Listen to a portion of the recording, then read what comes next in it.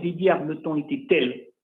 Il a dénoncé une situation objective dans laquelle un manifestant avait été arrêté, passé à tabac par les forces de l'ordre, présenté au tribunal, et ce qu'il a dénoncé, c'est l'indifférence de l'institution face à une telle situation.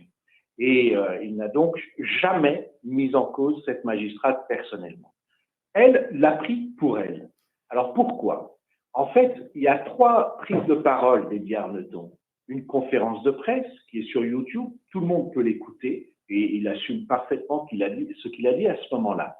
Ensuite, il y a un article dans France Antilles qui résume ce qui s'est passé et qui indique que c'est tel bureau de la procureure qui s'occupe de tel type d'affaires qui a été chargé du cas On comprend mieux.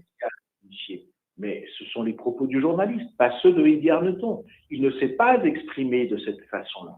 Et je crois que dans ces procès, il faut être très minutieux sur qui a dit quoi et est-ce qu'on en est bien sûr. Et il faut être très précis sur les propos qui sont tenus. Donc, merci de poser cette question. Je vous dis, nous vous disons, nous, ces avocats, qu'Eddie Arneton s'est exprimé d'une totale bonne foi, avec un ton toujours courtois, sans jamais mettre en cause quelqu'un personnellement, mais il a très durement, sévèrement critiqué le fonctionnement de l'institution judiciaire.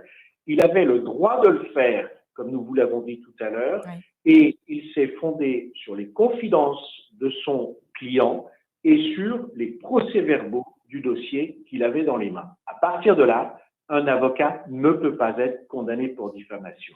C'est ce que nous allons plaider devant le tribunal.